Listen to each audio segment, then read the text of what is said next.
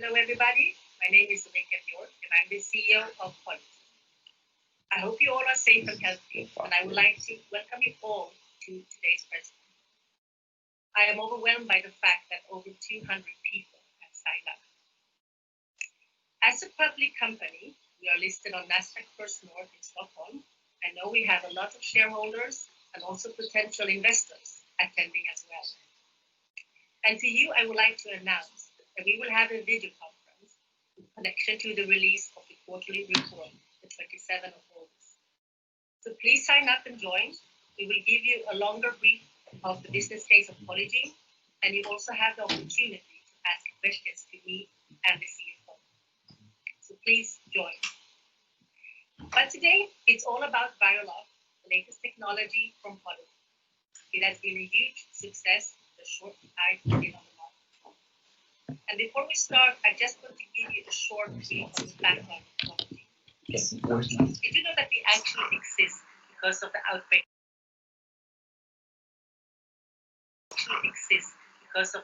Of SARS back in 2004, when the demand for antimicrobials were growing rapidly. And Polygene's technology has been proven to be very effective against both bacteria and viruses. After SARS, we decided to utilize the environmental benefit. A treated garment will stay fresh longer, you can wear more, wash less, and then extend the lifetime. And that's more sustainable. And I think that's more relevant than ever. And this has been our core business up until now, when the new coronavirus started to spread around the world. And we realized that we actually have a solution to help to fight this pandemic by reducing the spread of the virus. And as a small company, we could react very fast and move quickly. And as antivirals are not the same as antibacterial, we decided to launch a separate product, ViralOff. ViralOff is a branded textile treatment. It's a silver-based technology, and it reduces viruses over 99% within 2 hours. And that is according to standard 1884. It's also important to understand that we only protect the product or the material it's applied on. We are not protecting people, and we are not doing any medical claims for protection of the product treated. We also have eco certificates, we have Epitex, and we have a pending blue sign approval. The application process is very simple and straightforward. You don't need any extra investments. It will be incorporated in the production. And antiviral treatments, I believe that it has been a game changer, not only for Polygiene, but for entire industry. And what we see now is only the beginning of something that will last for a long time. And in some extent, it could also be that it will be a standard in some sense. The press conference will run for about 30 minutes. And after the main presentation, we will have a Q&A, a live Q&A, moderated by Christina. So please submit your questions during the presentation, and we will answer them in the panel accordingly. Your question will be anonymous, and it's only visible for you and the moderator. So now, please let me introduce you to our Head of Marketing, PhD Mats Georgsson, who will give you some more insight about ViralOff. Thank you, and over to you, Mats.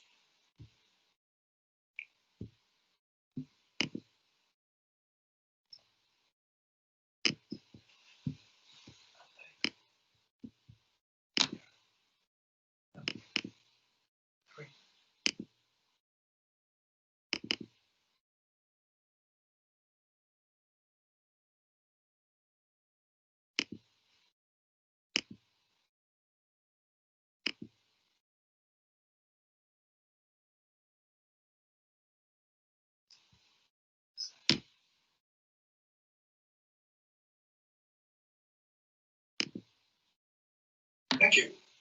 My name is Mats, and I'm the head of marketing at Polygiene. And I'm going to talk you through what we have on the agenda today. The reason we called to this press conference is that we've been running ViralOff for 3 months. It's been such a hectic period. I have never seen anything like it in my whole career. I work with IT, I work with telecom, I work with financial tech, I work with mobile phones. Nothing has ever moved so fast in 3 months as I think that the whole concept of making a viral treatment and then applying it to textile and then seeing it move from, okay, wow, this is happening, so let's put it on face masks, to it becoming like, oh, wait a minute, we can use it here, we can use it there, we could do this, we could do that. And that's good. It's also a lot of juggling of the legalities of claiming that something is antiviral. What does that really mean? How do you test it? How do you know that you actually do what you say that you do? And this is a complex thing. It's not like, God gave us like one concept of what antiviral is in the entire world. So as we're doing this at a frantic pace, we need to also sort of take one step back and say, okay, here is a bunch of things that we want everybody to understand, because we all have to be very responsible when we work with antiviral anything and promise something around antiviral properties. So this is really why we want to do this. But we also wanted to give a little bit of a summary, like what has happened in 3 months, how cool is this thing in a way. In the middle of a tragedy, it's still wonderful to see just how much creativity and action comes out of all of these wonderful companies that we work with. So let's begin. Let's begin with what antiviral really is. Will it work on this virus? Will it work on that virus? Will it work on COVID-19? Okay, let's have a look at this. We started working against viruses with our active ingredient. We have tested it on several different viruses, and you know what? It works on every virus. It's not an interesting point. When you can conclude that, there are no super viruses that are so different from the others that you can simply not get at it by that active ingredient, it really ceases to be an interesting point. You see, let's say that I want to kill off an ant with dynamite, and then I prove that it actually works against ants. And somebody says, but what about this red ant? Can I kill that too? Or this yellow ant? Of course, it's a moot point. It's completely uninteresting to say, does it work against this?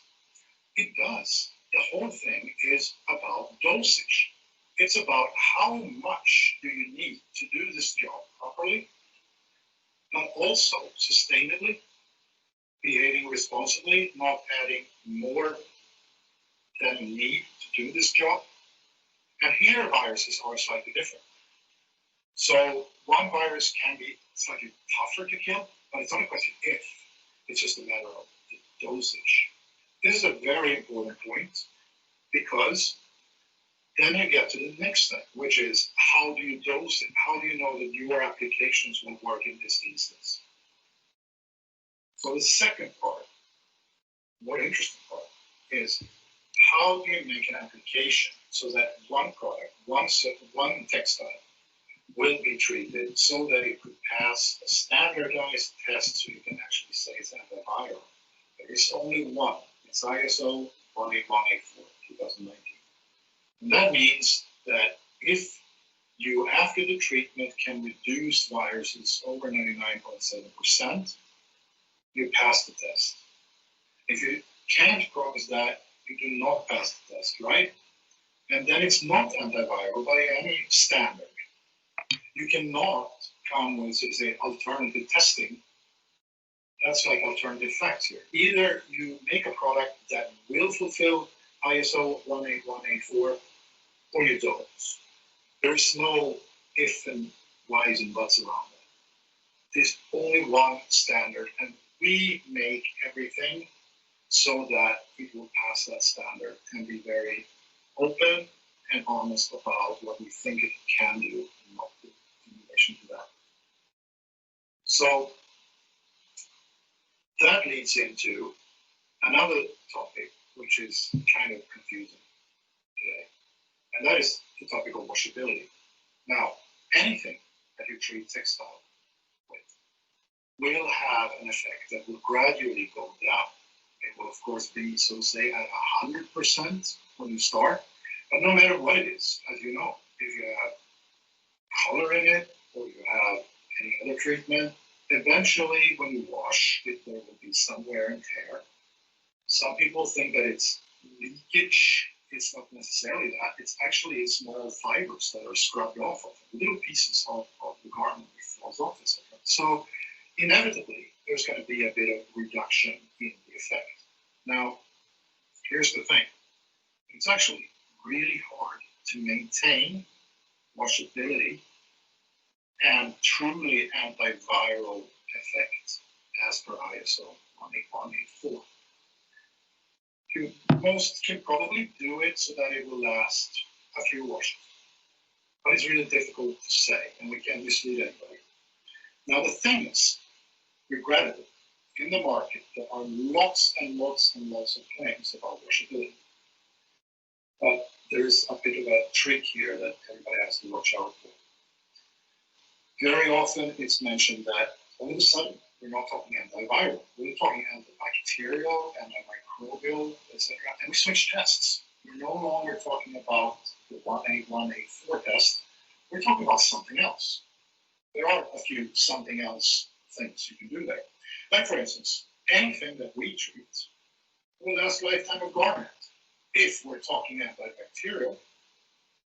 But viruses are tougher little buggers, so we can't guarantee that we will pass that ISO test. This does not make us unique or worse. Nobody today has something that you can claim this will last 30 washes and still pass an ISO 18184 test. It surprises a lot of people, but it's the truth. And one of the things we want to announce today is that we will make an updated product available. We will call it ViralOff Plus. It is simply, so to say, a step up in terms of the washability. We have a new formula for that, but we cannot launch it to the market yet because we need to do all the testing, as I say, so that we can guarantee this ISO 18184 washability up to 30 washes.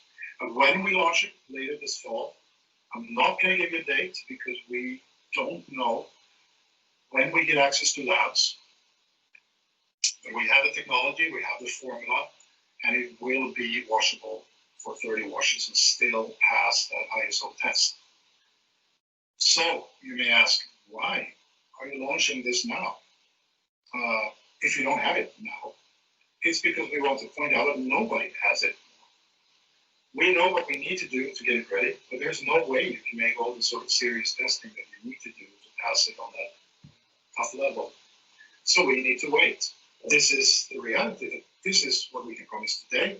Later, we will be able to improve it, but it's going to take a little bit, and we will be back when we are ready to do that, not before. But having now announced that, I also want you to take a look at other things that is happening in the market. I think one thing that we also wanted to clarify to some people is that we are very much alive and kicking and working already in the United States. The US, as you know, is pretty hard with COVID as well, and the demand is high. But they have a little bit of a twist on their regulation.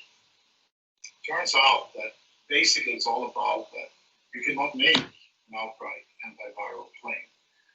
But you can be antimicrobial, which interestingly is both antiviral and antibacterial and antifungal as well.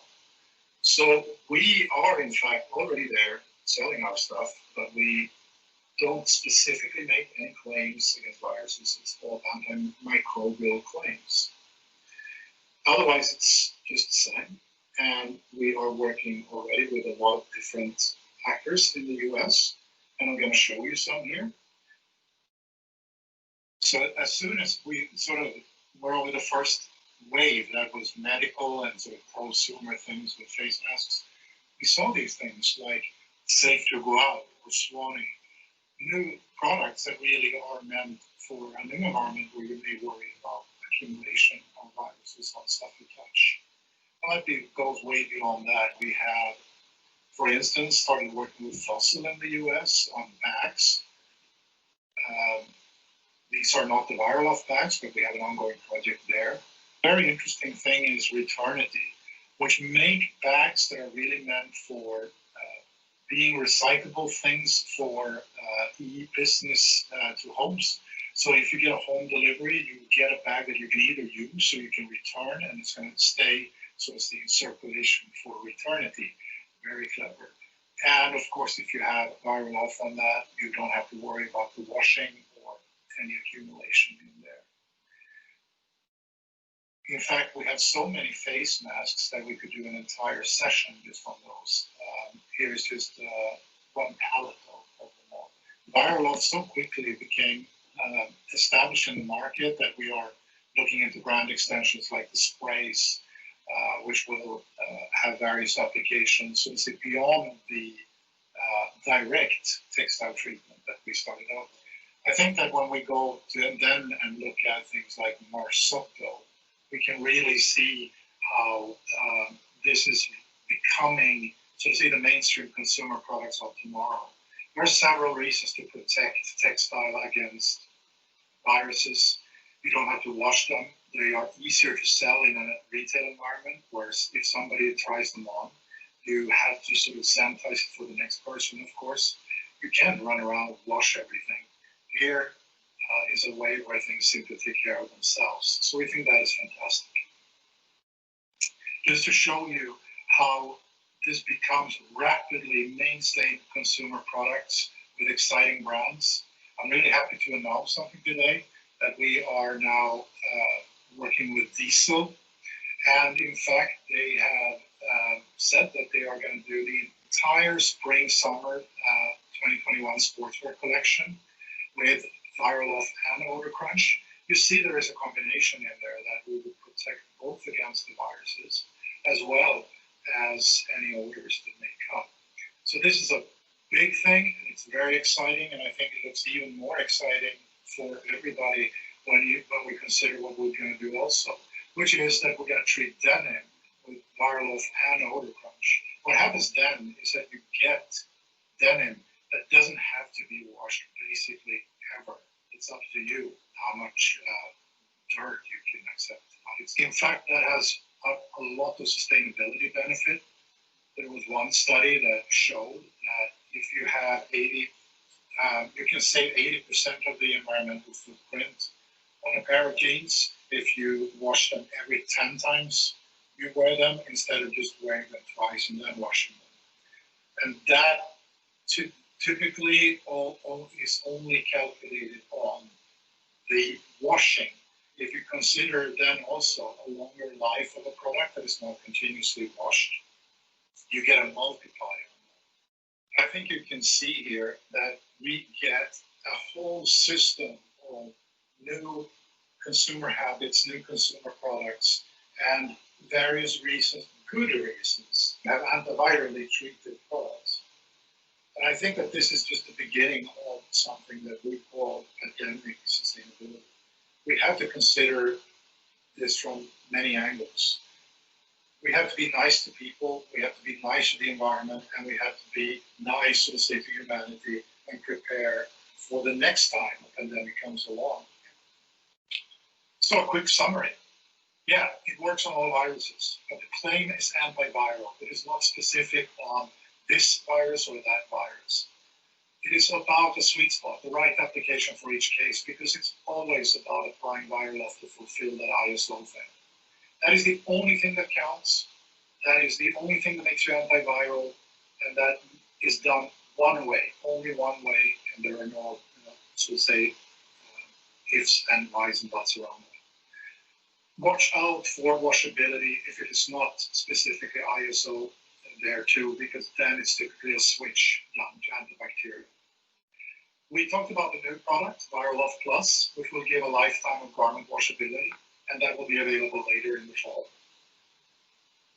We went from masks and scrubs to the entire field of lifestyle applications in 3 months. I hope I gave you that picture.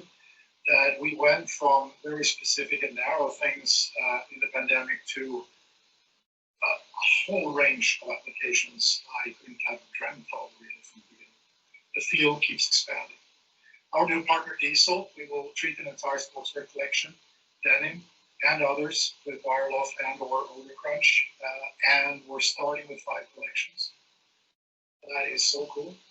It's about protecting garments from viruses, and also this is the sustainability thing. It's pandemic sustainability. You have to look at the whole picture. If you're a brand, that's what you want to do. You want to look the consumer in the eye and say, we do this, because from all aspects and all things considered, this is a good thing. So I hope that you like this and join us, grow with us, make a difference, because that's what we try to do. Thank you. If you have questions on this, our contacts is as follows. If you have any commercial questions, go directly, please, to the specific region. If you have general questions, you can direct them to me, and I'm happy to help out, and I can send